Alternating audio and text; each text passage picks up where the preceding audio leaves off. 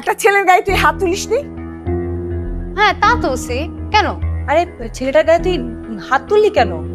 কেন মানে বুঝছো, একটা ছেলে এই পরিমাণ বেয়াদব আমার পিছনে কয়েকদিন ধরে ডিস্টার্ব করতেছে। আমি তারে বলছি যে এরকম করিস না, ওয়ার্নিং দিছি।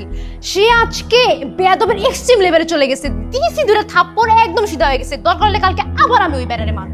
আর ওই ছেলেটা যদি কালকে তোকে মারে তখন কি করবি?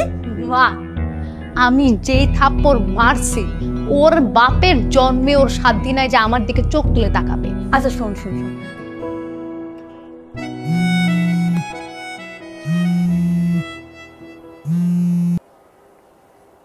হ্যালো বাবা।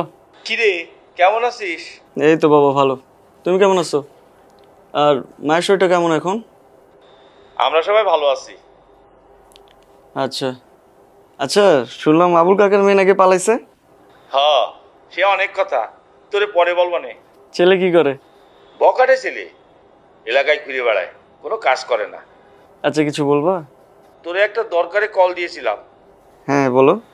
আমাদের উত্তরপাড়ার যে জমিটা আছে সেটা তো বাড়িতে ঘর দেওয়ার সময় তোর হালিম কাকার কাছে জমা রেখে কিছু টাকা নিয়েছিলাম। এখন টাকাটা ফেরত দেওয়া দরকার। আচ্ছা কত টাকা লাগবে জমি ছাড়াতে? নিয়েছিলাম তো 1 লাখ।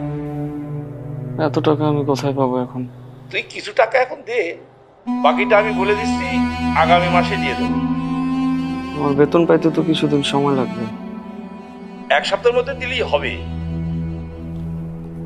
আচ্ছা ঠিক আছে, আমি দেখতেছি কি করা যায়। ঠিক আছে, আমি তাহলে আগামীকাল হালিমকে বলে দিচ্ছি 1 সপ্তাহ পরে টাকা দেব।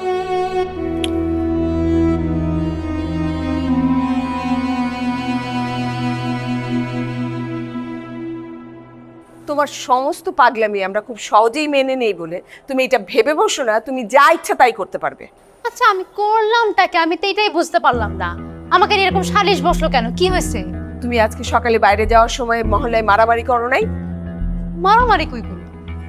একটা ছেলের গায়ে তুই হাত তুলিস নি? হ্যাঁ তা তো সে কেন? আরে ছেলেটার গায়ে তুই হাত তুললি কেন?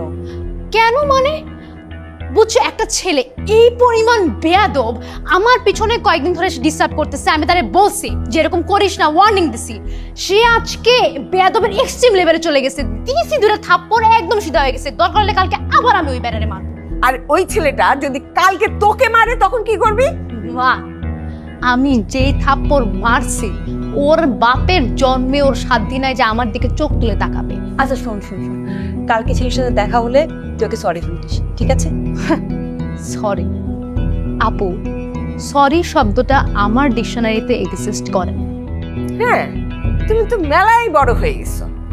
শোন, কালকের থেকে যদি বের হতে হয় বাসার থেকে বাইরে, তাহলে আপুকে সঙ্গে নিয়ে বার হবে আর ইউনিভার্সিটিতে যাওয়া শুরু করবি। আচ্ছা আমি কি করছি খুকি নাকি যে যাওয়ার সময় একটা গার্জেনকে সাথে করে নিয়ে যাবো? কে আজগুবি কথা বলো তোমরা। তুমি তো অনেক বড় হয়ে গেছো, বিরাট বড় হয়ে গেছো।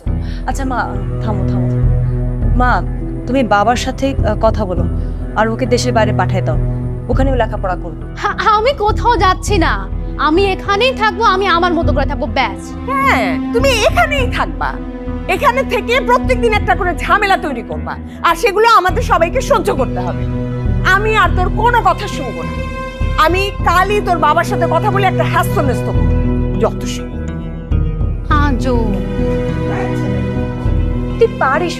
হ্যাঁ তুমিও যাও, মার পিছন পিছন যাও তুমি।